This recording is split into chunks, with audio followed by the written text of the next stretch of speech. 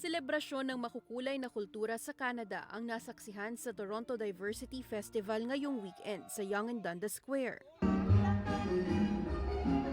We're underscoring unity, diversity, and inclusion, and we're here celebrating life right here before us. GTA, we're so rich with cultures, and everyone has come here today to just jump up and celebrate. Media sponsor ang Omni Television sa event, kung saan tampok ang mga talento ng iba't ibang mga komunidad, kabilang ang Filipino community.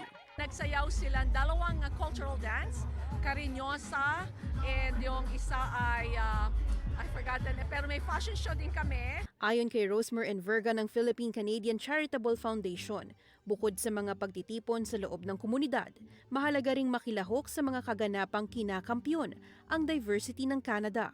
I would really suggest and I would really recommend that the Filipinos will spread their wings in terms of promoting Filipino culture, traditions, and heritage by participating in different festivals. Para sa isang kababayan na dumalo sa event, pagkakataon ito para makilala pa ang iba't ibang kulturang bumubuo sa bansang itinuturing nilang pangalawang tahanan. Sa mundo na puno ng toxicity at saka racism, why not na magsama-sama tayo lahat, hindi lang Pilipino, kundi pati mga ibang lahi.